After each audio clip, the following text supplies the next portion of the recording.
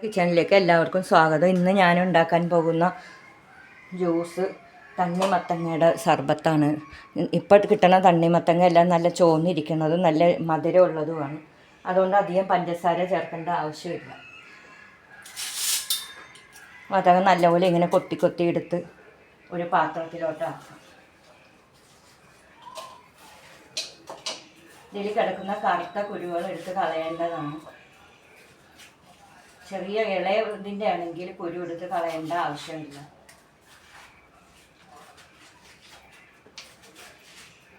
നോമ്പ് പിടിച്ച് തളർന്നിരിക്കുമ്പോൾ ഇതിൻ്റെ ഒരു ഗ്ലാസ് കുടിക്കുമ്പോൾ നല്ല ഒരു സുഖമാണ് കിട്ടുന്നത്. ആശ്വാസം. ചൂട് സമയത്തും നോമ്പ് സമയത്തൊക്കെ കുടിക്കുമ്പോൾ നല്ല ആശ്വാസമാണ് കിട്ടുന്നത്. ഇതിനിടാൻ വേണ്ടി 2 സ്പൂൺ ചിയാ സീഡ് വെള്ളത്തിലിട്ട് കുതിർത്തി വെക്കാം. അതിപ്പോൾ പെട്ടെന്ന് തന്നെ ഒരു 10 മിനിറ്റിൽ അത് വീർത്ത് വരും. മൊത്തം ഞാൻ പാത്രത്തിലോട്ട് ഇട്ട് കഴിഞ്ഞു.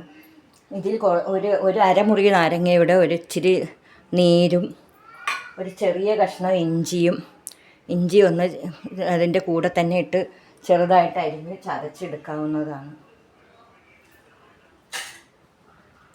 പൊടിയായിട്ട് അരിഞ്ഞെടുക്കുകയാണെങ്കിൽ അത് അരിഞ്ഞ് വരും. നമുക്ക് ഗ്യാസ് വല്ലതും ഉണ്ടെങ്കിൽ അതൊന്ന് മാറിക്കും. ഞാൻ ഇതിൽ കൽക്കണ്ടത്തിൻ്റെ പൊടി പൊടിച്ച് വച്ചിരിക്കുന്നത് അതാണ് ഇടുന്നത്. കുരു ഞാൻ പെറുക്കി കളഞ്ഞിട്ടുണ്ട്. 2 ഏലക്കയും കൂടി ഇട്ട് കൊടുക്കേണ്ടതാണ്. നല്ല ഫ്ലേവർ വരുന്നതിന് വേണ്ടിയാണ് ഏലക്ക ഇട്ട് കൊടുക്കുന്നത്.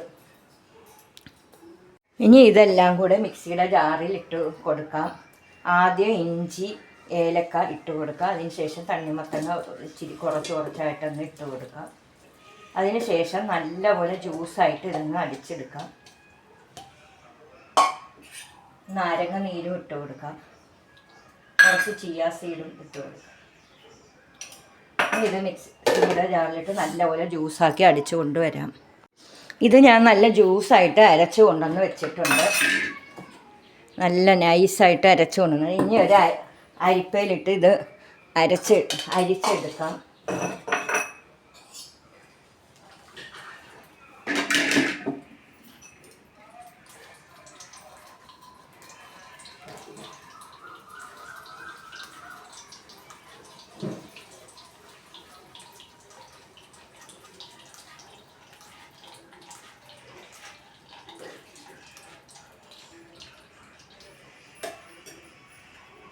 നല്ലപോലെ അരിച്ചെടുത്ത ശേഷം കുറച്ച് കൽക്കണ്ടത്തിൻ്റെ പൊടി ഇട്ട് കൊടുക്കാം. ഷുഗർ ഉള്ളതുകൊണ്ടാണ് ഞാൻ കൽക്കണ്ടത്തിൻ്റെ പൊടി ഇട്ട് കൊടുക്കുന്നത്.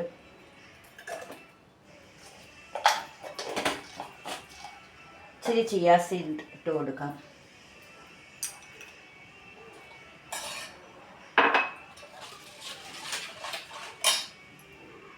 നമ്മുടെ ജ്യൂസെല്ലാം നല്ലപോലെ അരിച്ചെടുത്തിട്ടുണ്ട്. നല്ല കളറായിട്ട് കിട്ടിയിട്ടുണ്ട്.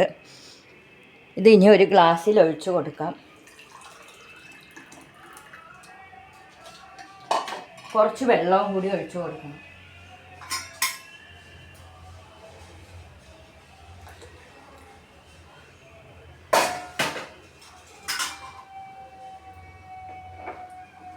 ഇതിൻ്റെ മുകളിലായിട്ട് കുറച്ച് ഈത്തപ്പഴം വെച്ച് കൊടുക്കാം.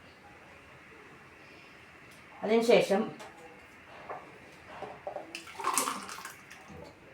ഇങ്ങനെയും കൂടി ഒരു ജ്യൂസ് എടുത്ത് അതും വെക്കാം. ഇനി 2-3 ഐസ് പീസ് എടുത്തുകൊണ്ട് ഇതിൽ ഇനി ഐസ് കട്ടകളും കൂടി നിങ്ങൾക്ക് ആവശ്യമുണ്ടെങ്കിൽ ഇട്ടാൽ മതി. ഐസ് കട്ട നിർബന്ധമില്ല.